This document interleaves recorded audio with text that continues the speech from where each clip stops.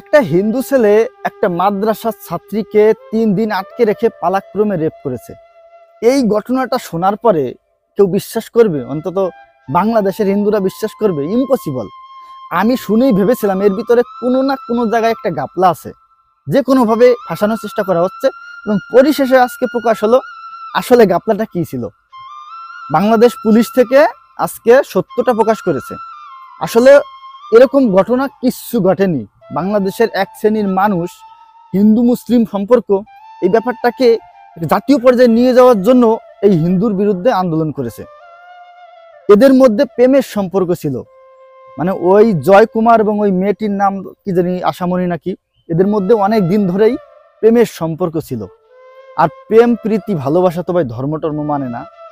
এবার ওই মেয়েটি এর আগেও 2বার নাকি ওই ছেলের সাথে পালিয়ে গেছে, মানে হিন্দু ছেলের সাথে মুসলিম মেয়ে পালিয়ে গেছে, এবং 2-1 দিন থেকে আবার চলে আসছে। এখন এই যে লাস্ট যেবার পালিয়ে গেল, এইবার নিয়ে হয়েছে যত সমস্যা। এইবার পালিয়ে যাওয়ার সাথে সাথেই ওই এলাকার অর্থাৎ গাজীপুরের যে মুসলিম সমাজ রয়েছে, তারা একত্র হয়ে সেই জয়ের বিরুদ্ধে আন্দোলন শুরু করেছে, বিক্ষোভ শুরু করেছে। জয়ের বিরুদ্ধে মানে বিশাল বড় ধরনের একটা আন্দোলন হয়েছে। জয়ের ফাঁসি চাই, জয় হিন্দু হয়ে কেন মুসলিমদের মেয়েকে এইভাবে নিয়ে যাবে, এটা আমরা মুসলিম সমাজ মেনে নিতে পারবো না। 90% মুসলিম দেশে এই ধরনের ঘটনা হিন্দুদের দ্বারা সংঘটিত হবে, আমরা এর বিরাট বড় শাস্তি চাই। হ্যাঁ, আমরাও চেয়েছিলাম, যদি সে সত্যিকারের অন্যায় করে থাকে তাহলে আমরাও চাই সে যে ধর্মের হোক, যে বর্ণের হোক, তার জন্য বড় ধরনের শাস্তি হয়। কিন্তু কথাটা শোনার সাথে সাথে তার মনে হবে তার একটা বিপরীত প্রতিক্রিয়া সৃষ্টি হয়েছিল। হিন্দু ছেলে কি করে মুসলিম মেয়েকে এইভাবে আটকে রাখতে পারে, তাকে রেপ করতে পারে? আজকে বাংলাদেশ পুলিশ সেটা প্রকাশ করেছে, তাদের মধ্যে দীর্ঘদিনের প্রেমের সম্পর্ক ছিল। তা মেয়েটি আগেও পালিয়ে গেছে, এইবারও সে পালিয়ে গেছে, কিন্তু এইবার একটু অন্যরকম ঘটনা ঘটিয়েছে। এই হচ্ছে ব্যাপারটা।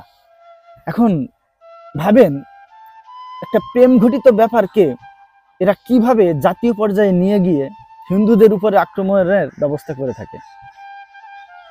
সি বাঙালি, সি। মানে আমরা কি এতটাই অপরাধী? বাংলাদেশের মানুষ, বাংলাদেশের হিন্দুরা কি এতটাই অপরাধী দেশের জন্য? আমরা কি করছি?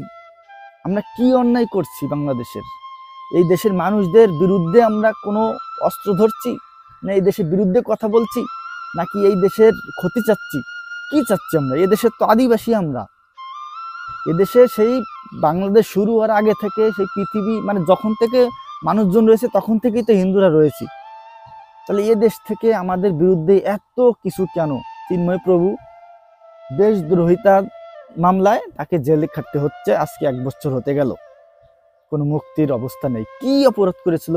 সামান্য পতাকা নাকি উপরে রেখেছিল, তাও পতাকা উপরে রাখেনি, সাইডের একটা পতাকা ছিল সেটা উপরে ছিল, এটার জন্য আজকে সে জেলে রয়েছে। আর এই যে ঘটনাগুলো ঘটানো হচ্ছে হিন্দুদের ফাঁসানোর জন্য, কেন ভাই? আমরা কি মানুষ না? আমরা তো এদেশের সন্তান, এদেশে বড় হয়েছি, এদেশে জন্মগ্রহণ করেছি, এদেশে আমাদের মৃত্যু, এটাই আমরা চাই।